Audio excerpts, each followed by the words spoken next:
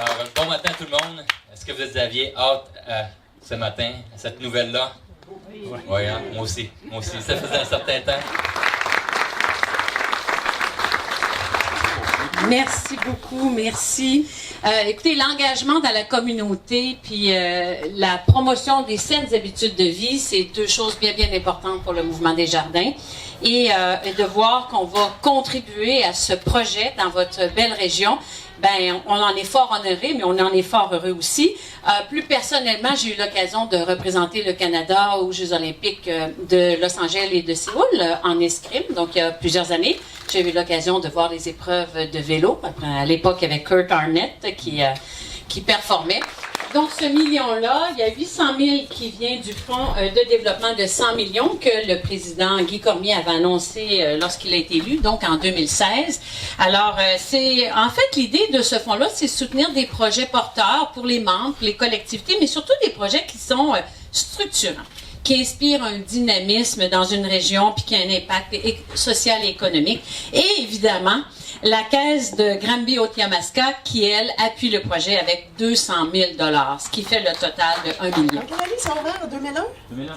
2001, je me suis mariée ici. On a fait la réception à Bromont et au lendemain du mariage, on était en camp d'entraînement ici. Alors, j'ai vu l'évolution du centre ici et très fière du chemin parcouru.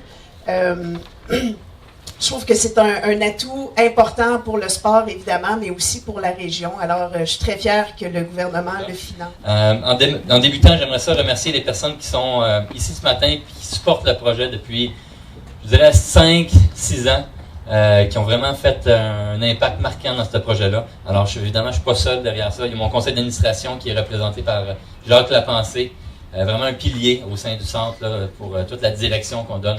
Jacques, merci. Notre ville est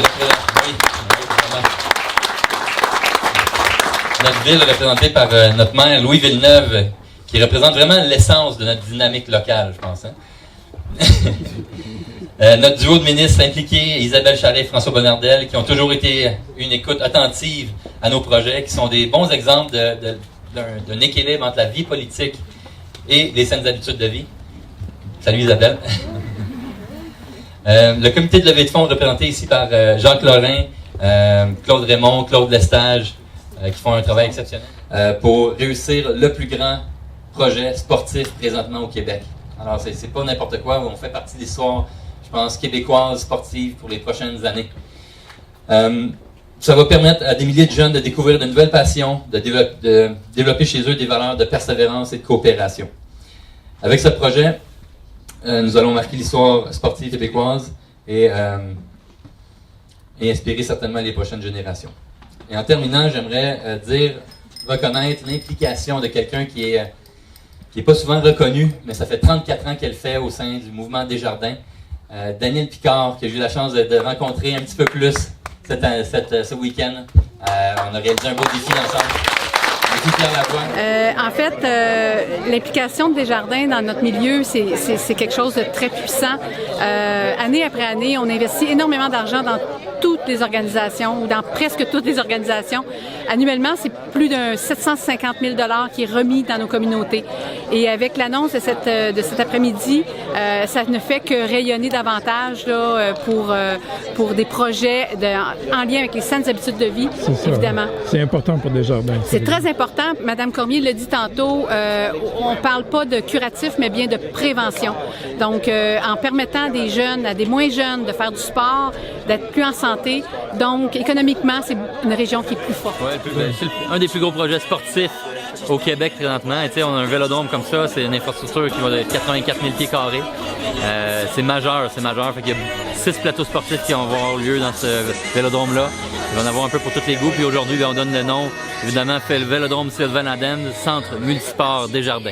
Donc, pour tout le volet multisport du bâtiment. L'engouement du cyclisme des dernières années là, fait en sorte qu'on a besoin d'avoir un emplacement qu'on peut s'entraîner à l'année en cyclisme. Puis, pas être dépendant de la température et des camps d'entraînement à toutes les fois. Il y a quand même des coûts qui sont majeurs quand on quitte.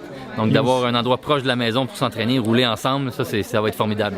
Et aussi, au point de vue des athlètes, de tout le temps être déménagé, c'est plus dur. Oui, on a perdu beaucoup d'athlètes dans les dernières années en raison de la distance avec l'école, la distance avec la famille.